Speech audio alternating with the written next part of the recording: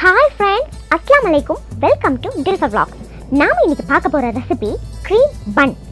பேக்கரியில கிடைக்கிற மாதிரி அதே சாஃப்ட்டோட அதே டேஸ்ட் மாறாத க்ரீம் பன் ரெசிபி நாம இன்னைக்கு பார்க்க போறோம். இந்த பன் ரெசிபி எல்லாருனாலையும் ட்ரை பண்ண முடியும். ஏன்னா நாம இன்னைக்கு அவன் யூஸ் பண்ண போறது கிடையாது. இந்த வித்தியாசமான க்ரீம் பன் எப்படி செய்யறதுன்னு பார்க்கலாமா? வாங்க கிச்சனுக்கு. முதல்ல ஒரு பவுல் எடுத்துக்கோங்க.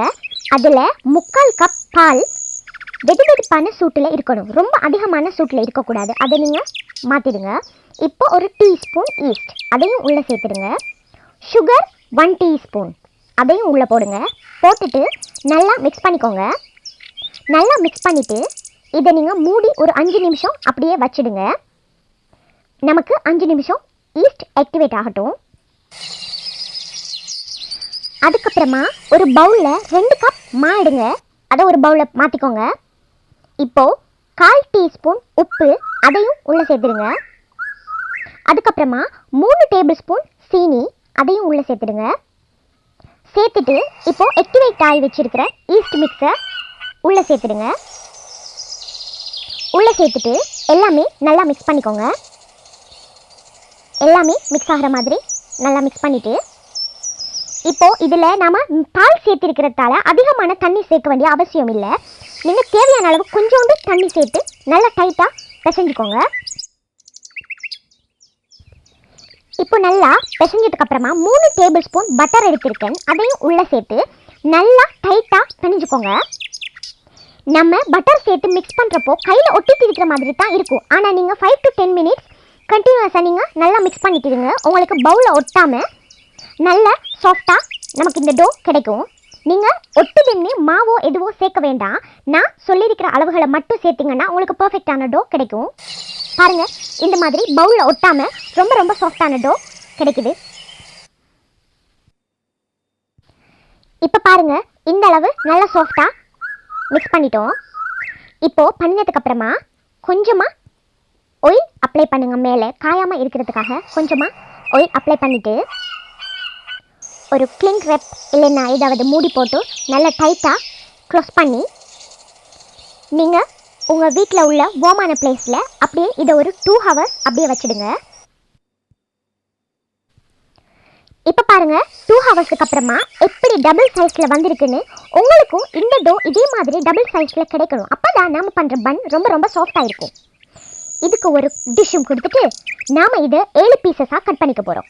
கட் பண்ணிவிட்டு இப்போ பாருங்கள், இதை நம்ம பரோட்டாக்கெல்லாம் பண்ணுற மாதிரி இந்த மாதிரி போல்ஸ் பிடிச்சி கிராக்ஸ் எதுவும் இல்லாமல் சாஃப்டான சின்ன சின்ன போல்ஸாக பிடிச்சி நீங்கள் வச்சுக்கணும்.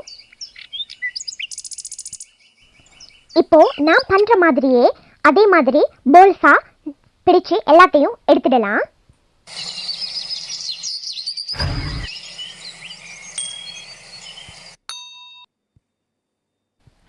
இப்போ பாருங்கள், எல்லாமே பிடிச்சிட்டோம். இப்போ நீங்கள் இதை என்ன பண்ணுங்கள், ஒரு துணி இல்லைன்னா கவர் ஏதாவது போட்டு மூடி ஒரு 30 மினிட்ஸ் நீங்கள் இதை அப்படியே விடுங்க. இது இன்னும் நமக்கு டபுள் சைஸில் வரும். இப்போ பாருங்கள், இருந்ததை விட டபுள் சைஸில் வந்திருக்கு. இப்போ இதை நாம் என்ன பண்ண போகிறோம்னா அவனில் வைக்க போகிறது கிடையாது. நாம் இதை ஃப்ரை பண்ணி எடுக்க போகிறோம். இதை இப்போ ஒரு பேனில் ஆயில் ஊற்றிட்டு நல்ல லோ ஃப்ளேம் சூட்டில் இருக்கும்போது நீங்கள் இந்த பன்னை உள்ளே போட்டுட்டு உங்களோட ஃப்ளேமை லோ ஃப்ளேமில் மாற்றிக்கோங்க. நீங்கள் ஹை ஃப்ளேமில் மீடியம் ஃப்ளேமில் வைக்காதீங்க. ஏன்னா உள்ளுக்கு நமக்கு பன் வேகாமல் வந்துடும். ஸோ நீங்கள் மினிமம் ஃப்ளேம்லேயே வச்சு எல்லாத்தையும் 2 பக்கம் திருப்பி விட்டு ஃப்ரை பண்ணி எடுக்க போகிறோம். இப்போ பாருங்கள், டபுள் சைட்டும் நல்லா கலர் சேஞ்ச் ஆனதுக்கப்புறமா நீங்கள் இதை இறக்கிடுங்க. அதே மாதிரி மற்ற பன்னையும் போட்டு நம்ம ஃப்ரை பண்ணி எடுக்க போகிறோம். அப்புறம் இன்னொரு முக்கியமான விஷயம், சில பேர் நினைப்பீங்க ஃப்ரை பண்ணி எடுக்கிறதால பன் எப்படி சாஃப்டாக இருக்கும், ஹார்டாக தானே இருக்கும், அந்த மாதிரி ஒருவேளை கிறிஸ்பியாக இருக்குமோ அந்த மாதிரி எல்லாம் நீங்கள் டிப் பண்ணலாம். பட் நான் உங்களுக்கு கேரண்டி தரேன், நீங்கள் கண்டிப்பாக இந்த பன் ட்ரை பண்ணி பாருங்கள். எவ்வளோ சாஃப்டாக இருக்குது உங்களுக்கு தெரியும். பேக்கரியிலே கிடைக்கிற மாதிரி அதே சாஃப்டோட மேலே கிறிஸ்பி எதுவுமே இல்லாமல் பன் எப்படி அவனில் நம்ம செஞ்சு எடுத்தால் இருக்குமோ அதே மாதிரி இருக்கும்.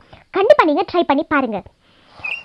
இப்போ இதை நாம் எடுத்துடலாம். அதே மாதிரி எல்லாமே பண்ணி எடுப்போம். இப்போ பாருங்கள், எல்லா பன்னுமே பண்ணி எடுத்துட்டோம். இந்த பன்னை இப்போ நாம் என்ன பண்ண போகிறோம், 2ஆக கட் பண்ணி எடுத்துக்க போகிறோம். பாருங்கள், நல்லா சாஃப்டாக வந்திருக்கு.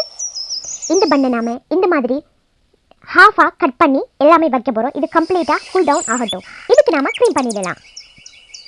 இப்போது இதுக்கு 4 டேபிள் ஸ்பூன் அன்சால்டட் பட்டர் எடுத்திருக்கேன். இது நீங்கள் அன்சால்டட் பட்டரில் தான் செய்யணும்னு இல்லை.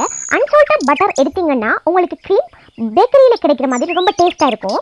இல்லைன்னா சால்டட் பட்டரில் கொஞ்சம் நீங்கள் அதை எடுத்திங்கன்னா உப்பு டேஸ்ட் கொஞ்சம் லைட்டாக வரும் உங்களுக்கு. அதில் 1/2 கப் ஐசிங் சுகர் கொஞ்சம் கொஞ்சமாக ஆட் பண்ணி நல்லா மிக்ஸ் பண்ணிக்கோங்க. இந்த மாதிரி ஒரு விஸ்க் இல்லைன்னா ஸ்பூன் ஏதாவது வச்சு நல்லா மிக்ஸ் பண்ணிக்கோங்க. மிக்ஸ் பண்ணிவிட்டு அதுக்கப்புறமா 1 டேபிள் ஸ்பூன் பால் எடுத்திருக்கேன். அதையும் உள்ளே சேர்த்துட்டு நல்லா மிக்ஸ் பண்ணிக்கோங்க. நீங்கள் இதை கண்டினியூஸாக 5 to 10 மினிட்ஸ் நீங்கள் நல்லா மிக்ஸ் பண்ணிட்டு இருந்தீங்கன்னா இந்த மாதிரி நல்ல க்ரீமாக திக்காக கலரும் சேஞ்ச் ஆகி வரும் உங்களுக்கு. இப்போ நாம் கட் பண்ணி வச்சுருந்த பன்னில் நாம் நம்மளோட க்ரீமை அப்ளை பண்ணலாம். எடுத்து ஃபுல்லாக அப்ளை பண்ணிவிட்டு இதே மாதிரி மீதம் இருக்கிற எல்லா பன்லையும் நாம் க்ரீமை அப்ளை பண்ணலாம். அவ்வளோதான் ஃப்ரெண்ட்ஸ், ரொம்ப ரொம்ப டேஸ்டியான நம்மளோட க்ரீம் பன் ரெடி ஆகிடுச்சு. இதை நீங்கள் கண்டிப்பாக வீட்டில் ட்ரை பண்ணி பாருங்கள். ரொம்ப சிம்பிளான ஈஸியான ஒரு ரெசிபி தான் இது. ட்ரை பண்ணி பார்த்துட்டு எப்படி இருக்குன்னு எனக்கு கீழே காமெண்ட் பண்ணுங்கள். அப்புறமா நம்ம சேனலை சப்ஸ்கிரைப் பண்ண மறந்துடாதீங்க. அதோட லைக் அண்ட் ஷேர் பண்ணுங்கள். ஓகே, இன்னொரு சூப்பரான ரெசிபியோட நான் உங்களை சந்திக்கிறேன். பாய், see you.